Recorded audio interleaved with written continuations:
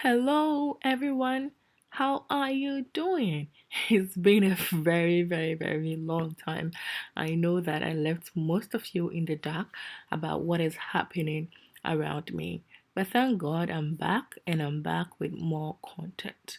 So, before I left off, we are talking about scholarships and fellowships, and I got a lot of questions asking about how to even get these scholarships.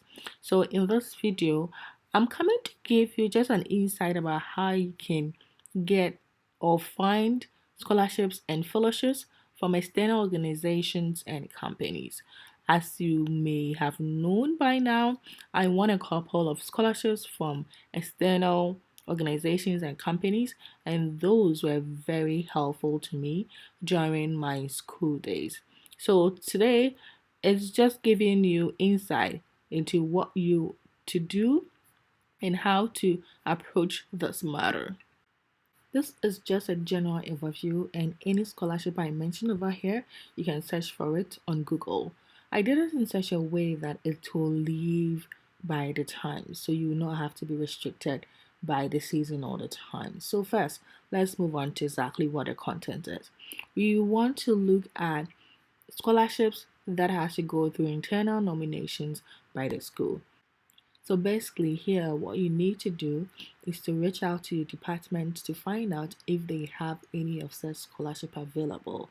Then you can apply for it. I will recommend that you talk to the faculty advisors and your professor to get insight about this. So let's go to the very first one, which is Microsoft Research PhD Fellowship. That gives an award of 42K stipend and also pays your tuition and fees for 2 years. To qualify for this, you need to be in the third year of your PhD program. Now let's move on to the Google PhD Fellowship. This pays your tuition and fees for 3 years and gives you a stipend of 42K. The only requirement is that you should have completed your coursework before the start of the beginning of the award. I recommend that by the second year, you should have done with most of your coursework to make you eligible to apply for this scholarship. Let's move on to IBM Fellowship. That gives you an award of 60K in the first year and 95K in the second year. Oh my god, this is so sweet a program. And all what you need to do is to have at least 3 years remaining for your PhD program. That's why I have mentioned earlier on, if it is possible, get your coursework done as early as second year so that you can keep on applying for this scholarship in your second year. So this is a very interesting program that is available for you. So talk to your department about it and get to know whether you guys have been nominated for the process. The next one we'll look at is the Apple Scholar in AI and Machine Learning.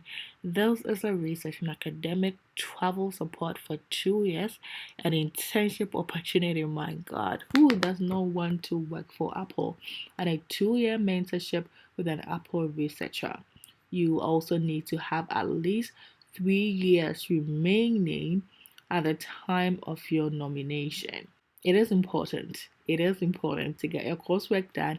It is important to reach out to your department to find out if your school is eligible for this process. I know if you ask your school, you may get more than this.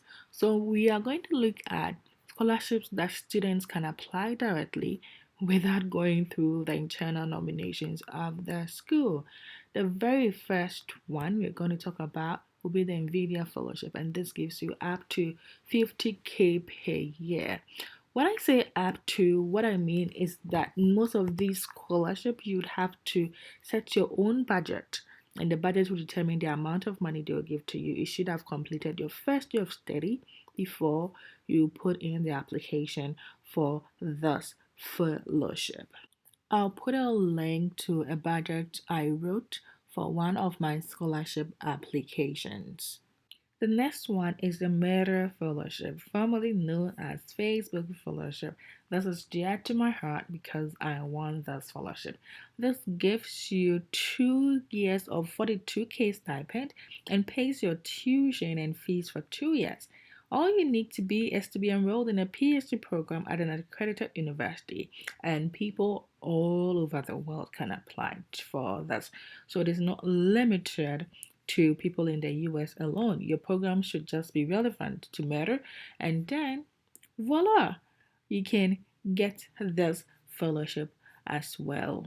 In the coming days, I'll share my essay over here and insight about how to write a winnable scholarship essay.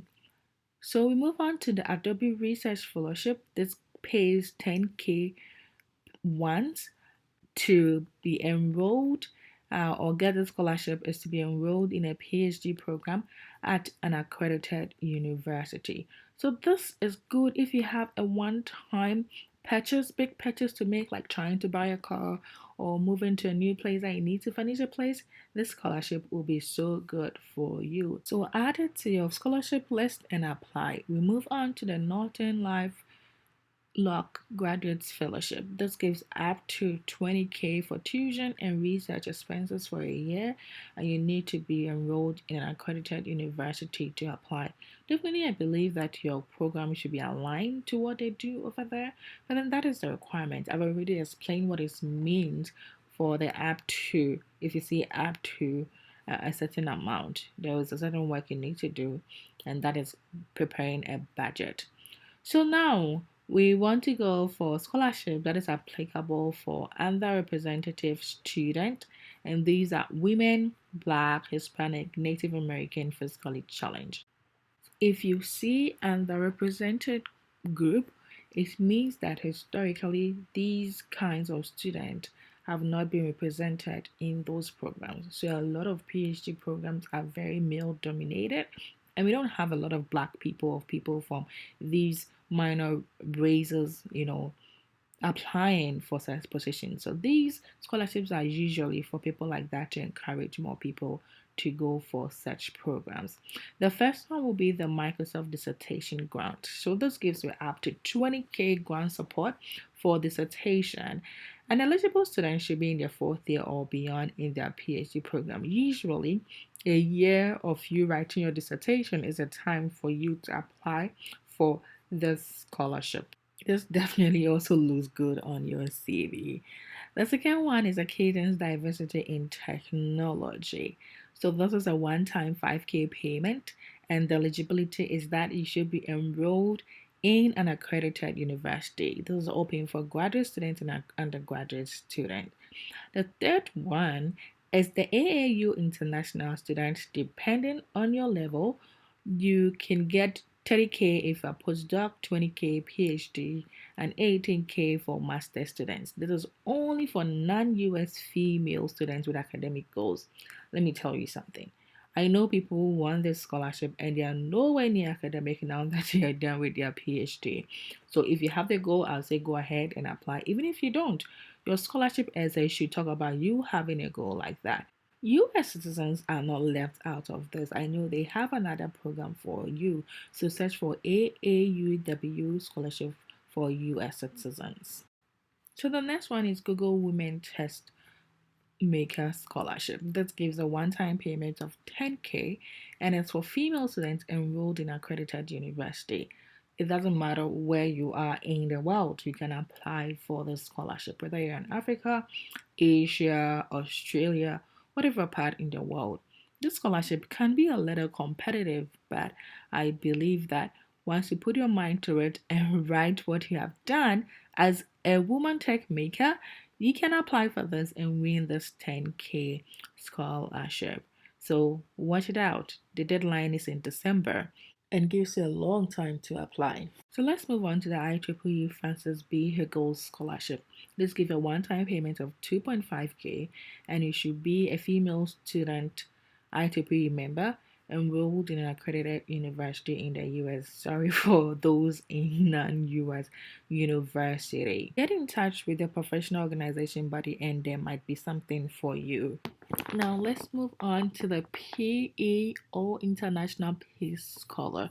This gives you up to 12.5K as a one-time payment. You should be a female enrolled in an accredited university in the US or in a Canadian university. So, as I mentioned earlier on, this means that you really need a budget in order to get the scholarship. This scholarship is strictly for non-US citizens, but they have other form of scholarship for US and Canadian citizens as well. For this last one, we have the National Society of Black Engineers and Society of Women Engineers. I know this is talking about engineering stuff and all of that. I brought this here that your professional organization or any group that you join from your program might have one-time scholarship for you. So I know a friend who won a 5K scholarship from NETB plus an internship with Uber. And SWE also has a lot of scholarship. So whatever department or program you are in, I want you to search for the professional association for your program and look for scholarships that they may have. This could be 1K, 2K scholarship, but then they can help you within a semester and you may never know. So I just wanted to put it here to tell you that you could do more search can be done. So don't be limited to this scholarships that I have provided over here. And also, this may be very focused on computer science, computer engineering, electrical engineering, but then scholarships are available for people across various programs and across various sector as well. So thank you so much for staying with me. I know it's been a very long time and I really appreciate your time. Let's talk about how to write a winnable scholarship essay as I share my scholarship essays as well.